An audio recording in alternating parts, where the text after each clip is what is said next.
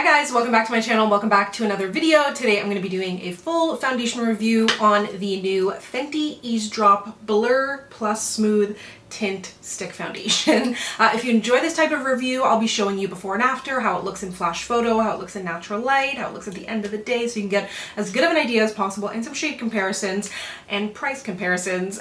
Be sure to subscribe, and let's go ahead and get started.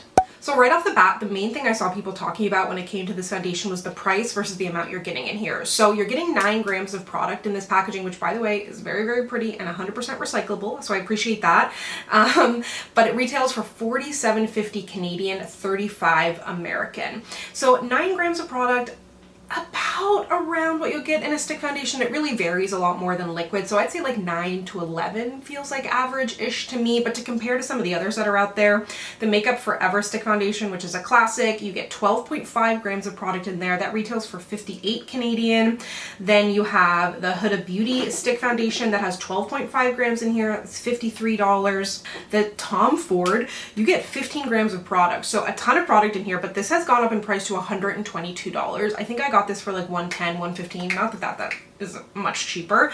And then the Hourglass, another high-end, 7 grams of product for $63. So the main difference that I'm finding between this one and the others is this is lighter coverage. So not that you're necessarily going to use more product, because you're not going to be like building it up to full, but I feel like you can use a little bit less of the higher coverage foundations to get a lighter coverage feel, if that makes sense. But you know, it's up to you to spend spend your money how you wanna. I'm just here to give you the info. So this has 25 different shades in there, which I think is good. Fenty is pretty good for a shade range, and because it is a lighter coverage, we don't need to have as many shades in there necessarily, because one shade will fit multiple people. I picked mine up in the shade 13. And I'll show you a comparison to this. Right off the bat, this is the exact same price, by the way, 47 Canadian. This is the Eaze Drop Blurring Skin Tint, which I did review, and I'll link that down below. This has 1.08 fluid ounces in here, so just above the average size of a liquid. I feel like this is a little more soft matte, although they're both listed as having a natural finish on the Sephora site, but that can be a little bit off sometimes. And then the shades are not exactly the same either. I can't find my like original Fenty foundation to compare it to either, but I wear like 315 in that, I believe, which can be a little yellow for me. So here is the Blur Tint, the liquid, and then here is the stick. I also find it interesting, and I know again this is Sephora's potentially issue over Fenty's, but on the Sephora website it says this is a light coverage long wear tint stick, and then under coverage it says light to medium and natural finish. Then for this one on the Sephora site it says this is only light coverage and a natural finish. If anything, this is light to medium and then this is light to me. Because if anything, actually when you read the description on the Sephora website it says a light to medium buildable coverage, so they need to adjust that. I find it more helpful sometimes to look at the brand's website over Sephora's website, because 2 different people obviously are doing that. I also think this review is funny. They gave it 4 out of 5 stars and said, taking off a star, I think the packaging looks cheap and kid-like. They should have gone with something darker to hide the tiny amount of product you get. Like, you want to be lied to?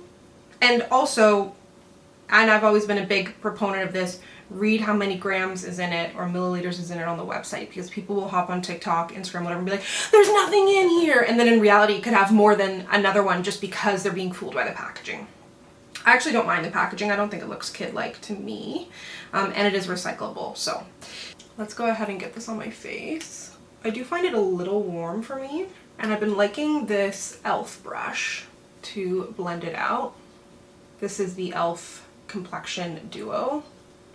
But it says that this is a crease-proof formula that delivers a blurred, smooth second skin that resists fading and transferring. Easy to use, the stick helps with all-day hydration and contains color true pigments that resist I'm not used to wearing earrings. Resist oxidization. And I don't know about you guys, and I say this all the time, but I don't find almost any foundation to be 100% transfer proof. I'm gonna build it up just a little more. But again, don't expect even barely medium coverage out of this. It is a true light coverage product. I think this is the first product from them in a while that I've been a little meh on. Like, I don't totally understand, because Sephora is essentially saying that these are the same two foundations, the two Eaze blurs. I know that some people are going to like a cream formula over a liquid, but in my opinion, bring this back. This was incredible. It was an incredible hydrating foundation. It was so nice on the skin. It lasted so well. You get your 1.08 fluid ounces in there. But as you can see, it does a nice job covering up the redness and the acne marks I have. You can still see my freckles. Very, very lightweight. I will give it that for a cream and a stick. Let me show you close up on my skin.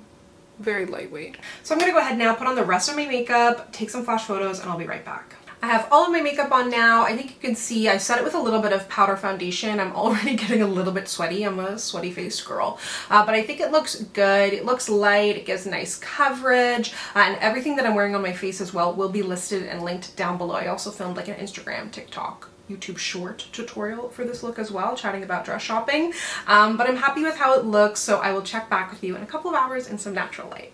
Okay, I've had the foundation on for about 5 hours or so. I just went to the mall and tried on some clothes and can tell you this is not 100% transfer proof. Nothing is, especially if you put bronzer and powder and all that kind of thing over it. I feel like it's physics and logic, but anyways, I did get a little bit of foundation on a skirt that I had to pull over my head because I couldn't get it over my butt. So my bad, Aritzia. I tried to clean it up as much as I could. But other than that, I walked for like about 2 hours, like to the mall and back and around the mall.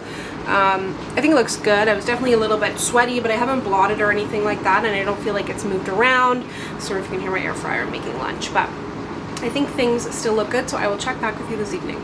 I'm back. It is the end of my makeup day, and I think you can see that things look good. I haven't had a super strenuous day or anything like that. I haven't really touched my face. I didn't take a nap, which I often do in foundation reviews that can cause it to degrade a little bit faster. But you can see my blush is still really, really in place. I am wearing the nude Dior blush, which I feel like lasts pretty nicely, but I think things still look really good. I don't think it oxidized, but it does look a little warm on my face in natural light, but it is a little warmer than I would prefer for a foundation anyways. I definitely like to go for something a little bit more neutral, so perhaps I could have tried a different shade, but I do think this is an okay match for me. I think if you have a super oily skin, you're not going to love it, and I think there's a lot of other options out there for you to try, even including their liquid skin tint. But if you have a normal to drier skin type, I think you'll like this. If you have dry patches or texture on your skin, it doesn't do a lot in the way of blurring, in my opinion.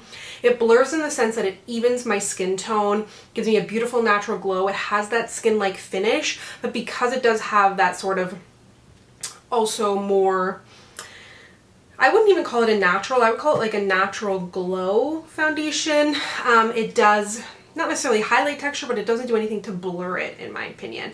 I think it's nice. If you're hesitant because of the price tag, I would say skip it. If you tend to like things that are very light coverage, pretty easy to blend out on the skin, you prefer a cream and a stick, this could be a great option for you. I am going to show you what it looks like just powder. Oh my god, I hit pan on my Maybelline powder. I definitely prefer it to use it with a powder foundation and a setting spray. That's my kind of preference for any light coverage product. It's easily touch-upable, but like I said earlier, I don't feel like this is my favorite Fenty product that they've come out with. There's nothing wrong with it, but I'm just not super, like, I don't see myself necessarily repurchasing this. I have other light coverage products that I enjoy more, and just tinted moisturizers, those kinds of things, over a stick. What I do feel like I would like this for, though, is in a deeper shade as a bronzer or something like that, because it is very buildable, it is light, things like that, but I don't think I'm going to go purchase another one just for that instance. So thank you so much for watching. Be sure to let me know if you have tried this foundation down below. Comment your skin type, what your thoughts have been, and otherwise let me know if you're thinking of picking this up and what you would like me to review next. As always, if you'd like to connect with me, you can find me on Instagram, Twitter, and TikTok at SamanthaJaneYT, and I'll see you guys next time.